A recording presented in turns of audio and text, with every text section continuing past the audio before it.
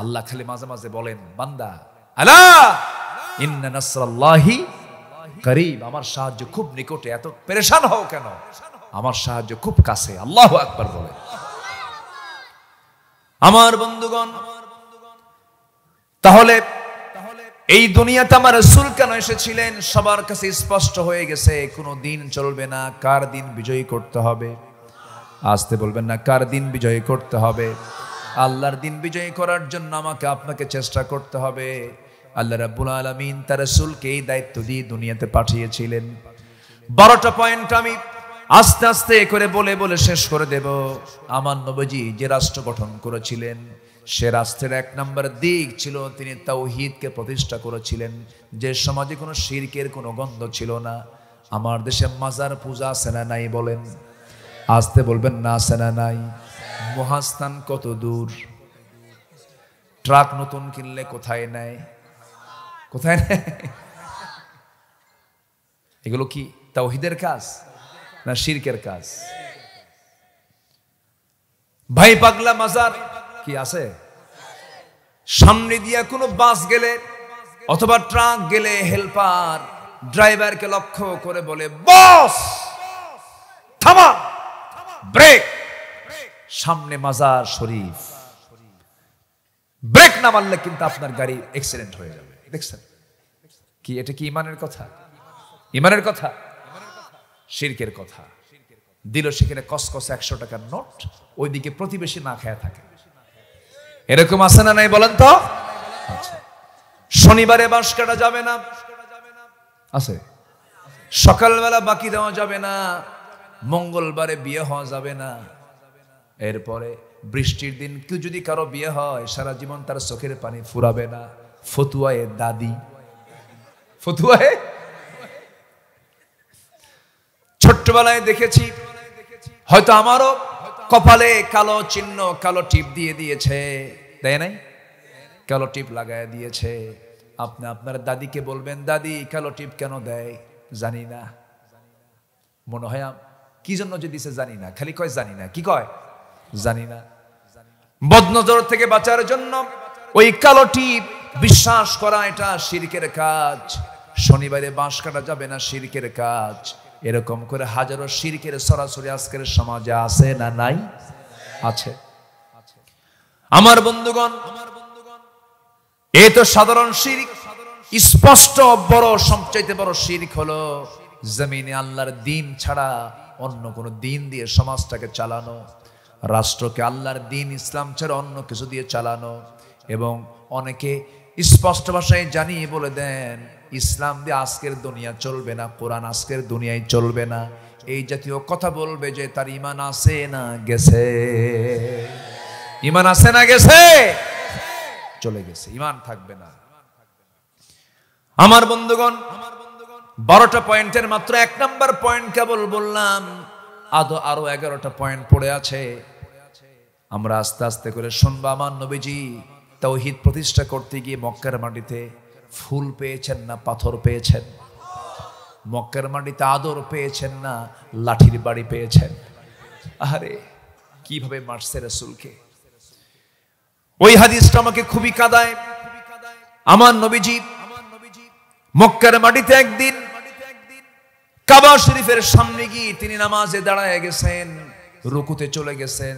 Utba, শাইবা, মুগীরা, কাট্টা কাফের গুলো সব এক জায়গায় হয়ে রাসূলকে দেখে হেও করছে, ঠাট্টা করছে, আর বলতেছে, মুহাম্মাদের বাহিনীগুলো দেখো, বেলাল কালো কুসকুসে, বেলাল কালো কুসকুসে, খাব্বাব কামার, এরকম কামার সাইজের, গোলাম সাইজের লোক নিয়ে মুহাম্মদ বিশ্ববিজয়ের স্বপ্ন দেখে এরকম করে হেও প্রতিপন্ন করছে, রাসূলকে গালমন্দ করছে। আমার নবীজি যখন রুকুতে চলে গেছেন, সহিহ বুখারীর বর্ণনা, আমার নবীজি যখন রুকুতে চলে গেছেন, সঙ্গে সঙ্গে ওই কাফের মুশরিকরা সবাই কি করলো? উটের পচা নারী ভরি, দুর্গন্ধ পচা নারী ভরি নবীজির রুকু হালতে, যখন রাসূল রুকুর হালতে তিনি যখন রুকু করছেন, ওই সময় পিঠের উপরে উটের পচা নারী ভরি চাপায়া দিয়েছে। আমার নবীজি সহ্য করতে না পেরে ভার উপর হয়ে হামাগুড়ি দিয়ে পড়ে গেছেন। নবীজি আর উঠতে পারেন না। ফাতিমা রাদিয়াল্লাহু তাআলা আনহা নবীজির সবার ছোট মেয়ে ফাতিমা এসে নবীজির ঘাট থেকে পিঠ থেকে পচা নারী ফুরিগুলো সরাইয়া দিলেন। আমার নবীজি কোনোদিন সহজে বদ্দুয়া দিতেন না, লানত করতেন না, কিন্তু সেই দিন আমার নবীজি লানত করে একটা বদ্দুয়া দিয়েছেন। আমার নবীজি সেই দিন 7 জন কাফেরের বিরুদ্ধে লানত করেছেন। 1 নম্বর হলো আমর ইবনে হিশাম। আমর ইবনে হিশাম মানে আবু জেহেল। আমর ইবনে হিশাম, উতবা ইবনে রাবিআ, শাইবা ইবনে রাবিআ, ওয়ালিদ ইবনে উতবা, উমাইয়া ইবনে খালফ, উকবা ইবনে আবু মুআদ, ওমর ইবনে ওয়ালিদ, এই 7 জনের নাম নিয়ে বলতেছে আল্লাহ এদের প্রতি তোমার লানত নাজিল করো, লানত দাও, লানত বর্ষণ করো। নবীজির মুখ থেকে যদি কোনো কথা বের হয় কবুল হতে দেরি না তাড়াতাড়ি, দেরি না তাড়াতাড়ি। এই 7 জন কাফের কেউ টিকতে পারে না। এই সব বদর যুদ্ধের দিন যেদিন চলে গেছে, ওই বদর যুদ্ধের ময়দানে 7টা কাফের সব বদর কূপের মধ্যে কুকুরের মতো দুনিয়া থেকে বিদায় নিয়েছে। আমার বন্ধুগণ, সেই মক্কায় আমার নবীজি তাওহীদকে প্রতিষ্ঠা করেছেন। আমার নবীজি যে যুগে জন্ম নিয়েছিলেন সেই যুগের মানুষগুলো এত মূর্তি বানাতো, পৌত্তলিকতার প্রতি তাদের মধ্যে ছিল বেশি। এমন কি মূর্তি বানাতে বানাতে শেষ পর্যন্ত যে কালো কাপড় দিয়ে মুড়ানো ঘর, সেই ঘরের নামটা কি বলেন? কাবা। বলেন কি নাম? ইন্না আউওয়ালা বাইতুন উদিআ লিন-নাসি লাল্লাযী বিবাক্কাহ। আরেকটা নাম বাক্কা, মক্কা। কাবা শরীফ, এই কাবার চতুর্দিকে শুধু নয়, কাবা শরীফের ভিতরেই পর্যন্ত তারা 360টা মূর্তি ঢুকিয়েছিল। নবীজি 13 বছর মক্কায় ছিলেন, ওই মূর্তিগুলো সরাতে পারেন নাই, কারণ সেই সময় মক্কার দায়িত্বে ছিল আবু জেহেল। আমার নবীর মিশন ছিল কেমন করে ওই ঘর থেকে এই শিরকের এই সমস্ত অপকর্মগুলো কেমন করে বের করে দেওয়া যায়, কেমন করে কাবাকে সম্পূর্ণ মূর্তি মুক্ত করা যায়, তিনি আন্দোলন করা শুরু করলেন। কিন্তু মক্কায় যতদিন ছিলেন তিনি কি সেখানে মার দিয়েছেন না মার খেয়েছেন? বলেন বলেন বলেন। মার খেয়েছেন। কিন্তু মদিনায় যাওয়ার পর তিনি সেখানে মার দিয়েছেন না মার খেয়েছেন? মার দিয়েছেন। তাহলে মার খাওয়া সুন্নত, মার দেওয়া সুন্নত। মার খাইছে 16 বছর, এখন সামনে আর কোনো মাফ নাই। আসতে কয়, এ আসতে কন কেন? মার খাইছি তো ছাড়বো? রাসূল ছাড়েন নাই, আমরাও ছাড়বো না। কি আসতে কন কেন? আসতে কন কেন? আমার নবী যে মক্কা বিজয়ের দিন বললেন সবাইকে মাফ করলাম, 17 জনের মাফ নাই।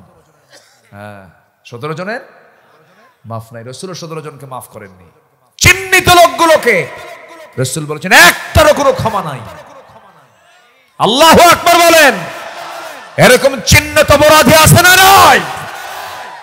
আচ্ছা, গুনে গুনে রাখেন। আমার নবী যে মক্কায় ঢুকে সাধারণ ক্ষমা ঘোষণা করলেন, কিন্তু বললেন ইল্লা, ওই যে ইকরামা আবু জেহেল, ইকরামা আবু জেহেলের ছেলে ইকরামা, তাকে মাফ করা যাবে না। ইকরামা শুই নেই, মারছে দৌড়।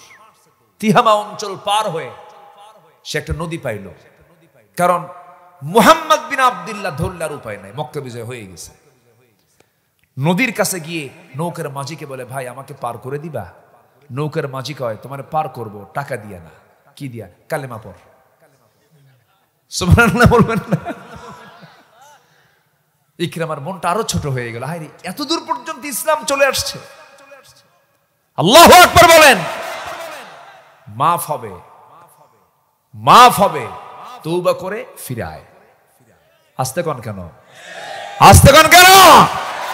তওবা করে ফিরে আয়। আকাম কুকাম বহু করছিস, চিন্তা করা যায় কত ক্রস ফায়ার দিয়েছে। আহা,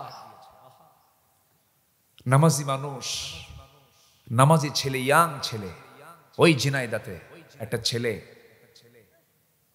ওই আনার এমপি যাকে টুকরো টুকরো করে কলকাতায় মারলো, জানেন না আপনারা? সব বাথরুমের ফ্ল্যাশ করে তার লাশটাকে ছিন্ন বিচ্ছিন্ন করে দিয়েছে। ওদের নির্দেশে ইয়াং ছেলে, স্কুল পড়ুয়া ছেলে, তাকে তো মারছেই, চোখটা পর্যন্ত তুলে নিয়েছে, ক্রস ফায়ার দিয়ে দিয়েছে। শত শত ক্রস ফায়ারে মেরে ফেলা হয়েছে। আমাদের দেশের ভবিষ্যৎ প্রজন্ম ছিল তারা, দেশের কর্ণধার ছিল, বেছে বেছে তাদেরকে ধরে ধরে মেরে ফেলা হয়েছে। প্রতিটি হত্যার বিচার বাংলার জমিনে হতে হবে, ঠিক কিনা? সর্বশেষ 5 আগস্ট পর্যন্ত যতগুলো হত্যা করা হয়েছে, গণকবর দেওয়া হয়েছে, ভাইরে ওই মুগ্ধ, যে মুগ্ধ পানিটা নিয়ে বলল কার পানি লাগবে ভাই, এই যে পানি, এই যে পানি। আপনি কি তার বাড়িতে জানতো? তার মার কান্না এখনো আছে না নাই? তার মার কান্না আছে না নাই? আপনি যাকে গুলি করছেন, আপনি যাকে মারতেছেন, যেদিন মরে গেছে তার বাড়ির পাশে গিয়ে দাঁড়ায় থাকেন, কি বিলাপ হয়, কি কষ্ট হয়। যার স্বামী মরে বউ ছাড়া কেউ বোঝে না, যার ছেলে মরে তার বাপ ছাড়া কেউ বোঝে না, যার বাপ মরে তার ছেলে ছাড়া কেউ বোঝে না। আপনি হত্যা করতে যাবেন কেন? হত্যা রাজনীতি কেন করতে গেছেন? আপনি তওবা করেন, নচেত জাতি আপনাকে ক্ষমা করবে না, ঠিক কিনা বলেন? ইকরামা ইবনে আবু জেহেল মাসির মুখ থেকে যখন শুনছে কালেমা পড়, মাথা ঘুরে গেছে, এ কি শুনলাম আমি। এদিকে ইকরামা তার বউ নবীর কাছে গিয়ে বলতেছে, ইয়া রাসূলুল্লাহ, আমি কালেমা পড়তে চাই। রাসূল বলেন, তোমাকে কালেমা পড়ায় দিলাম, যাও। যেরকম সুবহানাল্লাহ। এবার তিনি বলছেন, ইয়া রাসূলুল্লাহ, ইকরামা তো সারা জীবন আপনার বিরুদ্ধে যুদ্ধ করেছে, আবু জেহেলের ছেলে, সে যদি কালেমা পড়ে আপনি কি মাফ করবেন? আমার নবীজি কেঁদে ফেলে বলেন, হ্যাঁ, সে যদি ইসলাম কবুল করে আমি তাকে মাফ করে দেব। ইসলাম তো উদার, ইসলাম কি বলেন তো? উদার, আমি তাকে মাফ করে দেব, যাও। সেই মহিলা দৌড়া দৌড়া স্বামীকে খুঁজতে বের হইছে, স্বামীকে পেয়ে গেছে, বলতেছে, ইকরামা কপাল খুলছে, রাসূল মাফ করে দিবেন। এদিকে রাসূল বলছেন, সাহাবীরা, আবু জেহেলের ছেলে ইকরামা আসবে, আমার সামনে পর্যন্ত কেউ একটা কটু কথা বলবে না। সুবহানাল্লাহ বলবেন না? একটা কটু কথা বলবে না তোমরা। ইকরামা আসুক। নবীর দিলটা কত উদার দেখেন। সামনে চলে আসলো, রাসূল বললেন, ইকরামা কিছু বলবা? মাথা নিচু করে বলে, অনেক ভুল করেছি, অপরাধ করেছি, আমাকে মাফ করে দিন, আমি কালিমা পড়তে চাই। জোরে বলি সুবহানাল্লাহ। রাসূল তাকে মাফ করে দিলেন, কালিমা পড়ায় দিলেন। ওইদিকে হিন্দা, নবীজির আপন চাচা আমির সাইয়্যিদুশ শুহাদা আমির হামজার কলিজা চিড়ে চাবায়া খেয়েছে। এত একজন কঠিন নারী তিনি ছিলেন। আমার নবীর সামনে যখন দাঁড়ায় গেছে, রাসূল বলছেন, কিছু বলতে চান নাকি? তিনি বলছেন, আমি কালেমা পড়তে চাই। রাসূল বলেন, কালেমা পড়বেন, শর্ত হলো কালেমা পড়েছেন ভালো কথা, আপনি আমার সামনে কখনো আসবেন না, আপনাকে দেখলে আমার চাচার কথা মনে হয়ে যাবে। দিন তেমনি এমনি আসে নাই। আমি যখনই মক্কায় যাই, মদিনায় যাই, আমি সেখানে ছুটে চলে যাই উহুদ প্রান্তরে, ছুটে চলে যাই বদর প্রান্তরে। সেখানে গেলে পরে একটা তেজোদ্দীপ্ত ভাব চলে আসে। উহুদের প্রান্তরে একজন দুজন না ৭০ জন শহীদ শুয়ে আছেন। কতজন শহীদ বলেন? ৭০ জনের মধ্যে সাইয়্যিদুশ শুহাদা আমির হামজাও সেখানে শুয়ে আছেন। আমার রাসূল সেই দিন ৭০ জন সাহাবীর ভিতরে 2 জন সাহাবীকে একসাথে কবর দিতে বলেছিলেন। সেটা হলো আমার নবীজির আপন চাচা আমির হামজার কবর এবং আব্দুল্লাহ বিন জাহাশ নামে একজন শহীদের কবর এক কবর দিতে বলেছিলেন। কারণ সেই কারণটা হলো, আব্দুল্লাহ ইবনে জাহাশ যখন যুদ্ধে যাবেন সেই সময় তিনি দোয়া করছেন, আয় আল্লাহ তাআলা, আমি তোমার দিন কায়েম করার জন্য, একামত দিনকে প্রতিষ্ঠার জন্য আমি সম্মুখ যুদ্ধে আমি উপস্থিত হচ্ছি। আল্লাহ, শত্রুপক্ষ আমার সামনে দাঁড়িয়ে যাবে, উহুদের প্রান্তরে যাচ্ছি। আল্লাহ গো, আমাকে তুমি আমার শক্তি দিয়ে দিও, আমি যেন বাতিলদের মোকাবেলা করতে পারি। এক পর্যায়ে যেন কাফের মুশরিকরা আমাকে যেন ধরাশয়ী করতে পারে, আমাকে যেন ধরে ফেলে। ওরা যেন আমার নাকটা কেটে নেয়, কানটা কেটে নেয়, হাতটা কেটে নেয়, পাটা কেটে নেয়। আমার হাত কাটা, পা কাটা, নাক কাটা দেহ নিয়া কিয়ামতের দিন যখন তোমার সামনে দাঁড়াবো, সেই সময় তুমি আমাকে বলবে, ফিমা যদি আনফুক উদুনুক, তোমার নাকটা কেন কাটা, তোমার কানটা কেন কাটা? সেই দিন বলবা, আল্লাহ, তোমার জমিনে তোমার দিন কায়েমের সংগ্রাম করতে গিয়ে কাফেররা আমার হাত কেটেছিল, নাক কেটেছিল, কান কেটেছিল। আল্লাহ বলবেন, তোমার কথা সত্য, তোমাকে কোনো বিচার না করে জান্নাত দিয়ে দিলাম।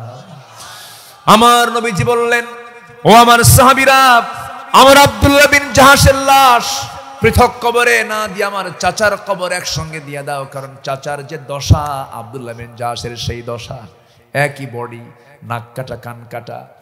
হাত কাটা, পা কাটা, ছিন্ন বিচ্ছিন্ন দেহ সবগুলোকে এক জায়গায় করে শুয়ে রাখা হয়েছে একই কবরে। আমার বন্ধুগণ, দিন তেমনি এমনি আসে নাই, দিন কায়েমের জন্য এতগুলো রক্ত ঝরিয়েছেন। আল্লাহ বলছেন, বান্দার আমি তোমাকে জান্নাত দেব, জান দাও, মাল দাও, আমি তোমাকে জান্নাত দেব। জোরে কোন সুবহানাল্লাহ। সূরা তাওবার 111 নম্বর আয়াত, ইন্নাল্লাহা আশতারা মিনাল মুমিনিনা আনফুসাহুম ওয়া আমওয়ালাহুম বিআন্না লাহুমুল জান্নাহ ইউকাতিলুনা ফি সাবিলিহি ফায়াকতুলুনা ওয়া ইউকতালুন ওয়া'দান আলাইহি হাক্কান ফিত তাওরাতি ওয়াল ইনজিলি ওয়াল কুরআন। জোরে বলুন আল্লাহু আকবার। জান্নাত পেতে হলে আমরা আল্লাহর কাছে কি দিয়ে দেব বলেন? কি দেব? মাল দেব, আর কি দেব? জান দেব। আল্লাহ আমাকে কি দিবেন বলেন? জান্নাত দিয়ে দিবেন। এই চুক্তি করছেন আমার সঙ্গে, তিনি আমার কে? সূরা তাওবার 111 নম্বর আয়াত বাড়িতে গিয়ে মিলায় নেবেন। আমার বন্ধুগণ, অনেক লম্বা লম্বা কথা। আবার 2 নম্বরে চলে আসি। আমার নবী যেমন রাষ্ট্র গড়ে তুললেন, যে রাষ্ট্রে কোনো হিংসা ছিল না। আমার দেশে হিংসা কম না বেশি? শুধু হিংসা না, মহাহিংসা। মহাহিংসা। হিংসার, আমরা হিংসার সাগরে হাবুডুবু খাই। হিংসা আছে না নাই? জমি কেনে একজন, হিংসা করে আর একজন। আছে নাকি কাহালু? আছে? জমি কেনে একজন, হিংসা করে আরেকজন। একটু ভালো চলে, ব্যবসা ভালো করে, আরেকজন শুধু মাথা থাপড়ায়, হাই রে কি হলো, কি আছে এরকম? আছে না? আপনার ভিতরে যখন হিংসা কাজ করবে, তখন আপনাকে ভাবতে হবে আপনার ইমানের মধ্যে ক্যান্সার ঢুকেছে।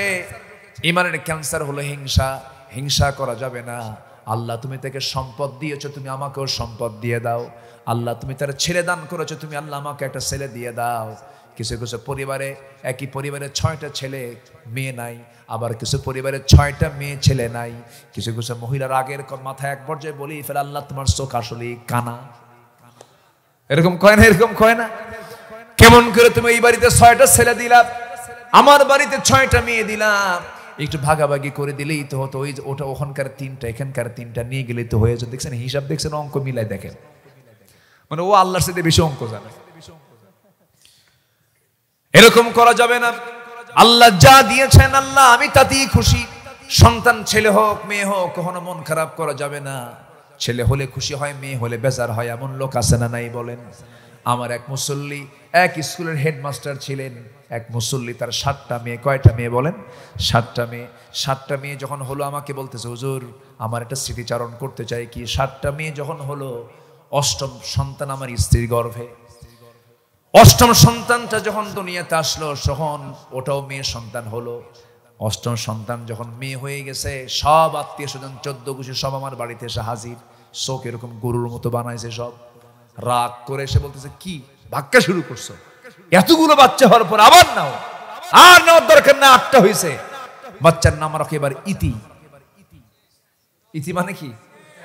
ইতি, সমাপ্তি, আর না চাইলা। তো হুজুর আমাকে যখন এইভাবে পরামর্শ দিল, আমি বললাম, আমি তো বুঝি, আমি তো শিক্ষিত মানুষ, ছেলে মেয়ে তো আল্লাহই দেন।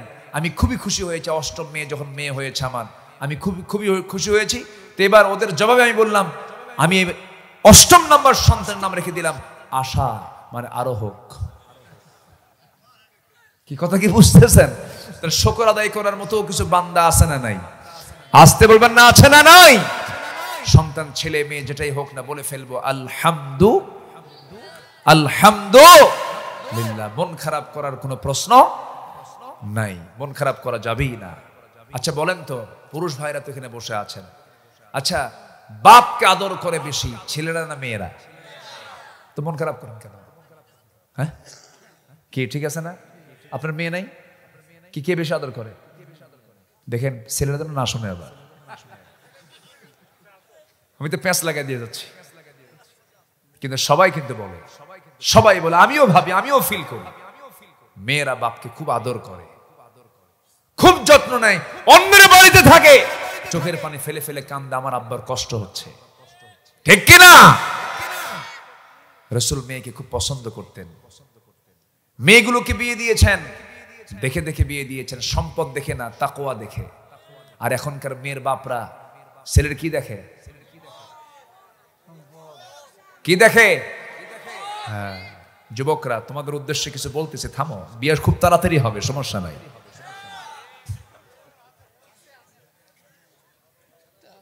এই ছোট বাচ্চাও হাসে আর কয় ইনশাআল্লাহ, কয় দেখছে, এই যে দেখতেছে না, আসতেছে।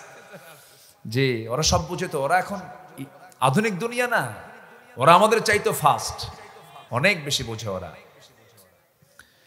সম্মানিত ভাইয়েরা, আমার রাসূল মেয়েকে বিয়ে দিয়েছেন তাকওয়ার যোগ্যতা দেখে, তাকওয়া দেখে বিয়ে দিয়েছেন। আবার এক জামাই ছিল ধনী, বিশাল ধনী, মক্কার শ্রেষ্ঠ ধনী, বিয়ে দিয়েছেন। আবার এমন জামাই নিয়েছেন সবচাইতে ভিআইপি ফকির। কি ফকির গন্ধ, কিচ্ছু নাই। ধনীরা প্রস্তাব দিল, রাসূল বললেন না, আমার পছন্দের মেয়ে তো বেশি, এটা ধনী মেয়ে হবে না, ধনী ছেলে হবে না, দেখো তো গরিব গরিব কে আছে। উনি খুঁজে খুঁজে বের করলেন আলীকে। আলীকে বলেন, আলী বিয়ে করবা? হুজুর দিলে করব। আছে কিছুকে, বাড়ি তো নাই আমার। রাসূল বলেন, তাহলে কি করবা? মহারণা দিতে হবে তো, কে যে আমার তরবারি, এই যে ঢাল। রাসূল বলেন, যাও ঢালটা বিক্রি করো, ঢাল ছাড়াও যুদ্ধ হয়। বিক্রি করতে গেছেন, কাস্টমার সাইয়েদনা ওসমান জিন্নুরাইন, বড় জামাই। তিনি বলতেছেন, তুমি কেন সাত সকালে সকালে এখানে কেন বাজারে আসছো? কে ঢাল বিক্রি করতে আসছে। কেন? বিয়ে ঠিক হয়েছে। কার সাথে? আপনার শালীর সাথে। সাইয়েদনা ওসমান বললেন, তাই, ঠিক আছে, ঢাল দাও, এই যে টাকা নাও। টাকা দিলেন, ঢাল নিলেন। কিছু দূরে যেতে না যেতে সাইয়েদনা ওসমান বললেন, আলী, যোদ্ধার হাতে কি ঢাল না থাকলে মানায়? এ তো মানায় না, ঢালটা তোমাকে গিফট করলাম, দিয়ে দিলাম, যাও। মানে টাকাও নিলেন, ঢালও নিলেন, নবীর সামনে দাঁড়ালেন। রাসূল বলছেন, ঢাল মনে হয় বিক্রি হয়নি। হুজুর বিক্রি হয়েছে তো, আবার আমাকে একজন উপহার দিয়েছে। কে? ওসমান। লোক আর খুঁজে পাও নাই। আল্লাহু আকবার বলবেন না?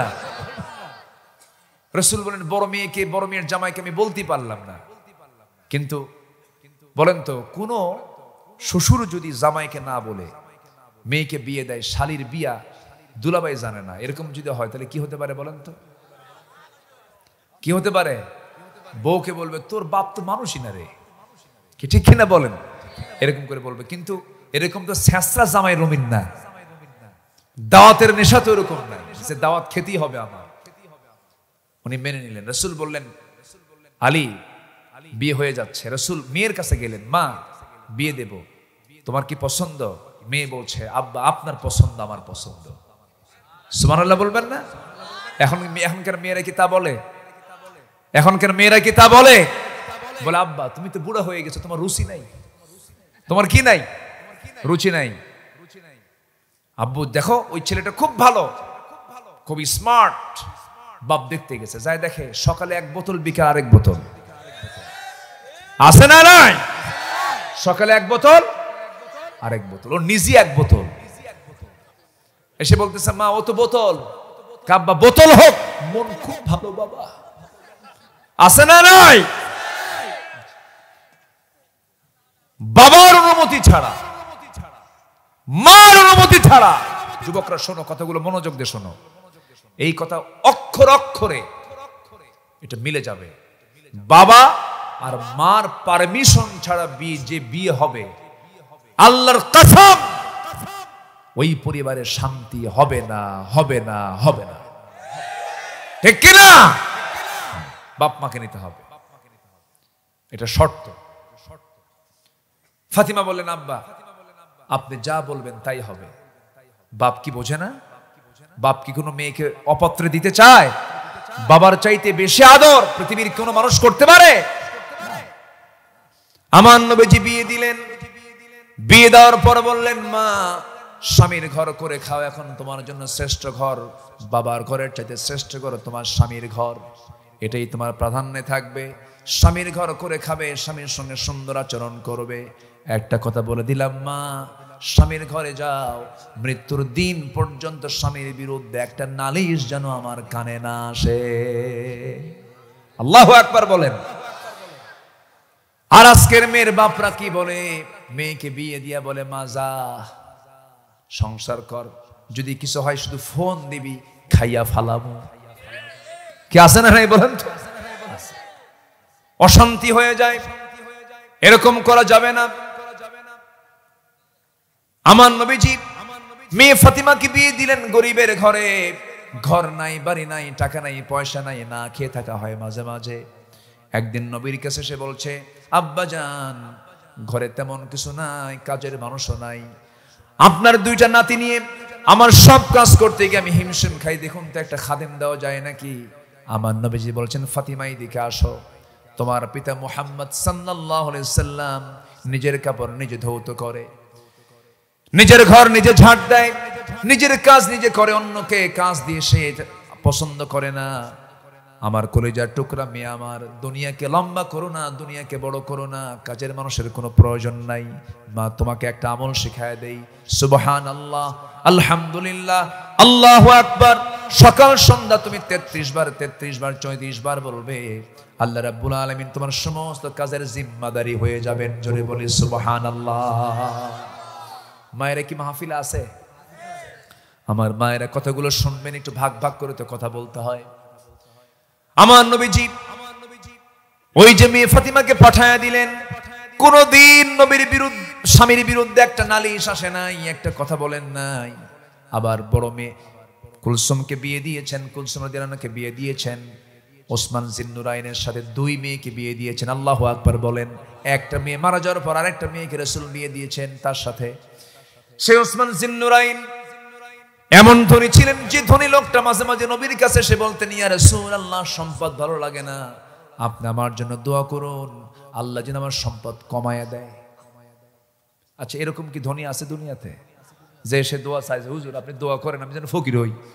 এরকম আছে? এটা আবার কোন ধনী দেখেন? এসে বলছেন, ইয়া রাসূলুল্লাহ, আমি যেন ফকির হয়ে যাই, সম্পদ যেন কমে যায়।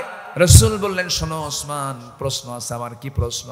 ওসমান, একটা প্রশ্ন করবো। সেই প্রশ্ন হলো, উটের পিঠে যখন তুমি চড়ে যখন কোথাও যাও, সেই সময় যখন তুমি খাও, কেমন করে খাও বলো তো? হুজুর, উটের পিঠে যখন চলমান থাকি ওই সময় যদি কোনো খাবার খেতে নেই, সেই সময় খাবার খেতে নিলেও আমার হাত থেকে ছুটে যদি একটা দানাও নিচে পড়ে যায়, উটটাকে আস্তে করে সেই জায়গায় বসায় দেই। উট কিন্তু অনেক উঁচা প্রাণী।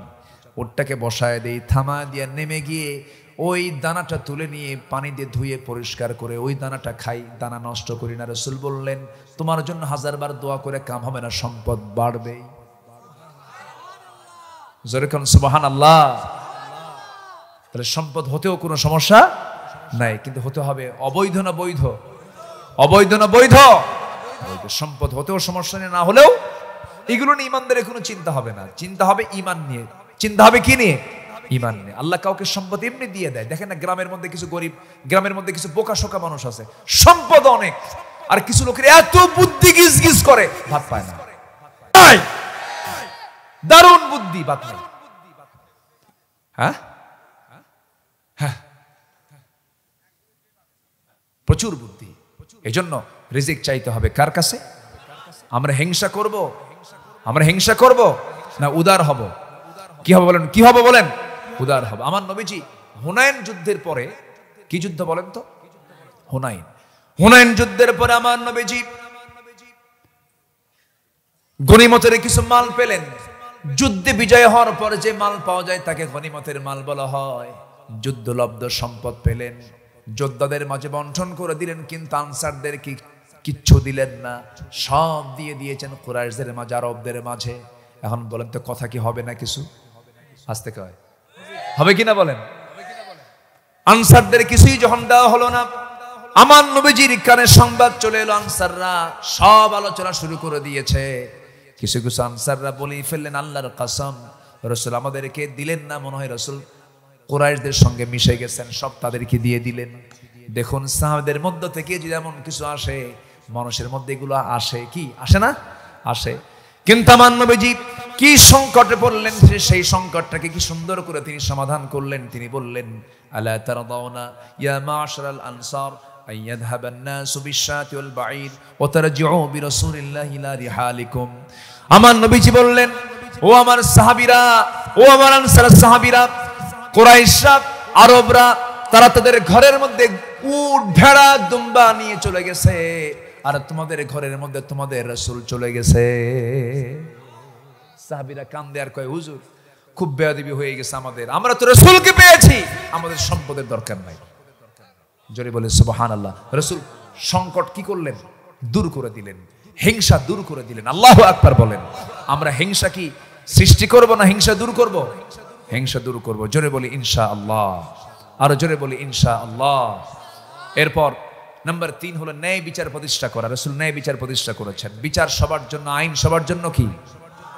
আরো জোরে, আরো জোরে। আইন সবার জন্য সমান। সাইয়েদনা ওমর ফারুক রাদিয়াল্লাহু তাআলা আনহু ঘোড়া কিনেছেন। কি কিনেছেন? ঘোড়া। আগে, এখন তো হোন্ডা কেনে, এখন হোন্ডা কিনতে যায় না, আগে কি কিনতে যেত? ঘোড়া।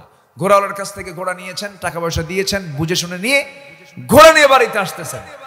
ঘোড়ার 4টা পা অকেজ হয়ে গেছে, ঘোড়া বসে গেছে। উনি রাগ করে গিয়ে ঘোড়াওয়ালাকে বললেন, তামসা খারাপ করছো না, এই ঘোড়া আমি দেব না, ঘোড়া ফেরত নাও। অসুস্থ ঘোড়া কেন দিয়েছ?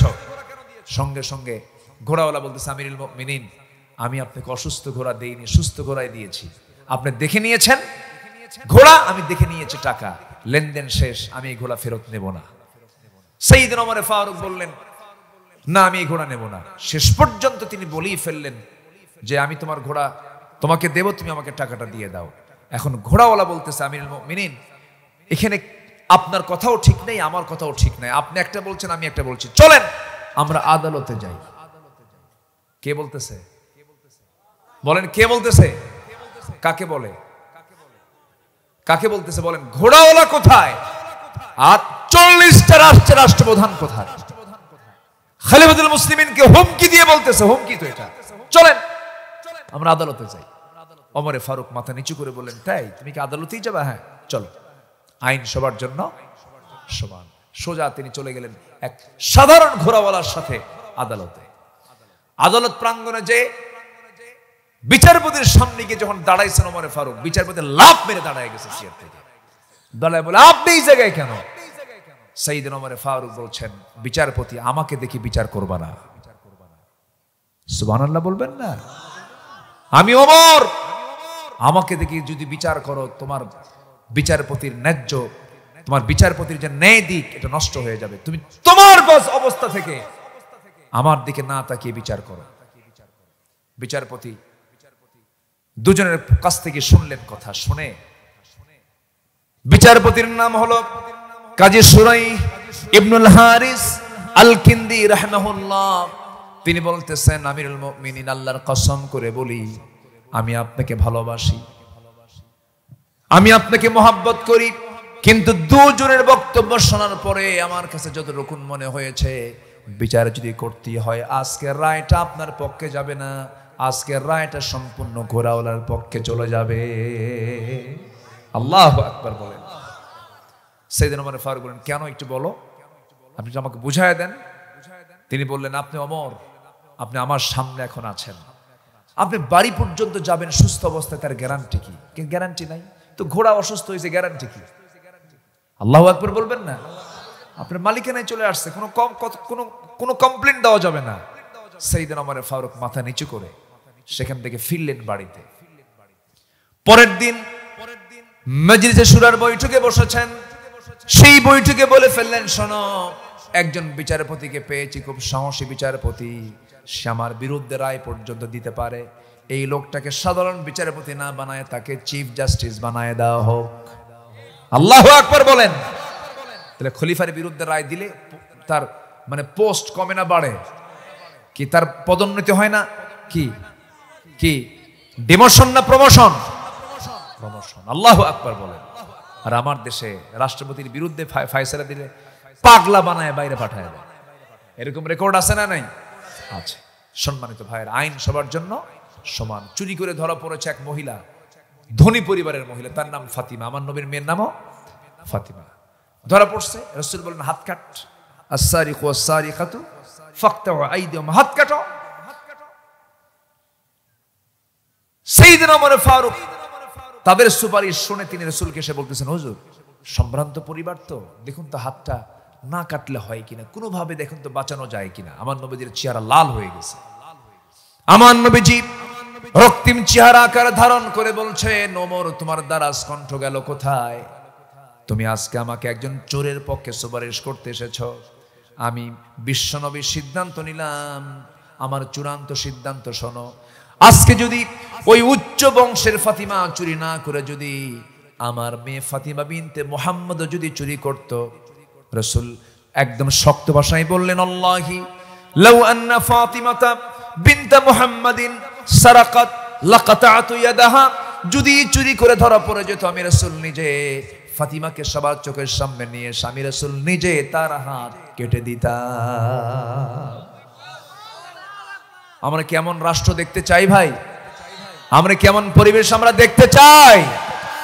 এই জমিন আল্লাহর দিন কায়েম হওয়ার জন্য যদি বুকের তাজা রক্ত ঢেলে দিতে হয়, জানমাল কোরবান দিতে হয়, সবাইকে রাজি আছেন? রাজি আছেন কারা কারা? একটা হাত উঁচু করে দেখেন মুসলমান।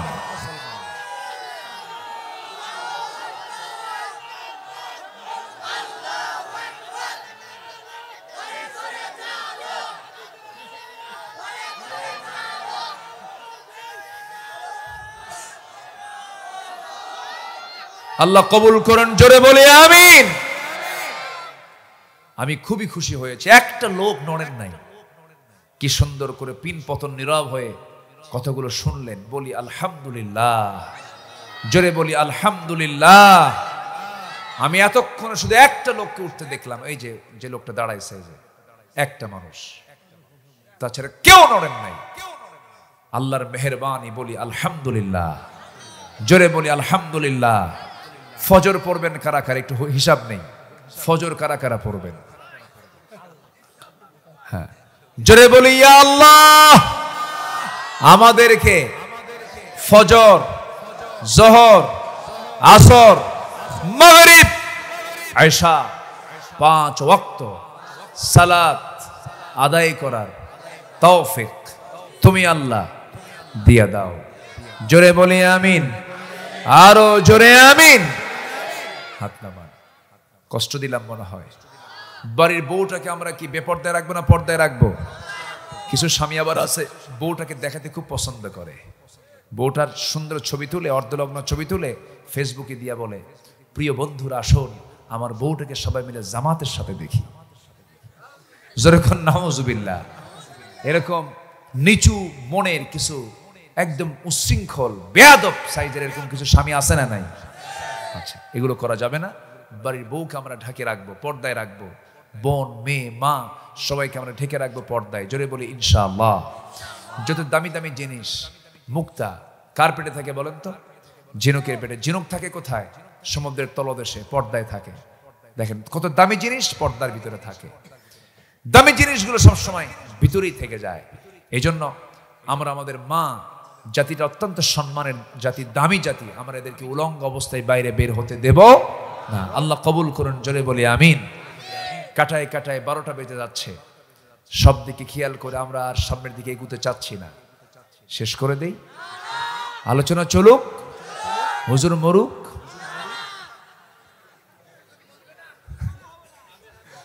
জি, খুব সুন্দর আপনারা। বলি আলহামদুলিল্লাহ। একটা লোক নড়বেন না, সবাই বসুন। একসঙ্গে দোয়ায় সামিল হব আমরা। তবে অবশ্যই সেই দোয়াটা হবে 12টার পরেই। 12টার পরেই হবে, কারণ 12টার পরের দোয়ার বরকত কম না বেশি?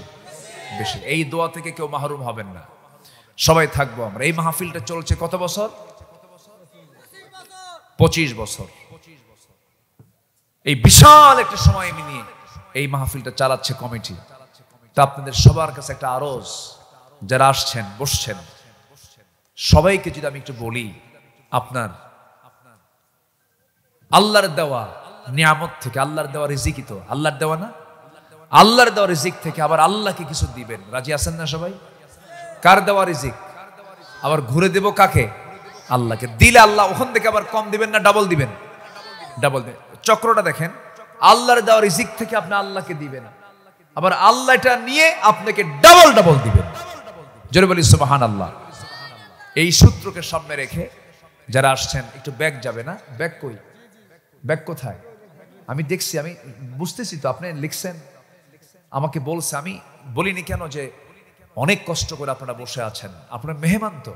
আমি উঠিয়ে যদি বলি আপনি রাগ করবেন, কিন্তু কাহালু, দুপচাচিয়া, নন্দীগ্রাম এই এলাকার মানুষগুলো খুব শান্ত শিষ্ট। আমি দেখেছি, অনেক জায়গায় যাই তো, শেষ পর্যন্ত সবাই মনোযোগ সহকারে শোনে, আলোচনা শোনে, মনোযোগ পর্যন্ত থাকে, এই শিষ্টতা আছে। আবার কিছু কিছু এলাকার মানে শ্রোতাগুলো আছে হলো ওই যে কি মাছের ভর্তা খায়, কি টাকি মাছ যেটা, যে হ্যাঁ ঝাপাই বেশি, হ্যাঁ ঝাপাই বেশি একজন কইছে, খালি নড়ে। তো ওটাকে ওজন করা খুব কঠিন। তো আপনারা অত্যন্ত শান্ত, খুব ঠান্ডা মাথায় থাকেন, নড়াচড়া খুব কম, আলহামদুলিল্লাহ। তো একটু ব্যাগ নিয়ে, কই আমার হাসান ভাইরা কোথায় আছেন, একটু ব্যাগ নিয়ে যান না, সবাই তো একটু রিসিভ করবে আপনাকে, আপনারা সবাই যান, একটু সবাই যে যা পারেন ব্যাগ নিয়ে যাচ্ছে, সবাই যে যা পারেন। আমরা যেখানে টাকা আছে সেখানে হাত দিবেন, অন্যের পকেট না কিন্তু, আবার নিজের পকেটে হাত দিয়ে যে যা পারে আমরা সবাই দেব। জিকির করে সুবহানাল্লাহ আলহামদুলিল্লাহ, আরো জোরে লা ইলাহা ইল্লাল্লাহ সুবহানাল্লাহ আলহামদুলিল্লাহ, আরো জোরে লা ইলাহা সুবহানাল্লাহ আলহামদুলিল্লাহ, আরো জোরে লা ইলাহা লা ইলাহা। আমি কিন্তু উঠতে বলিনি, আমরা একসঙ্গে দোয়া করব।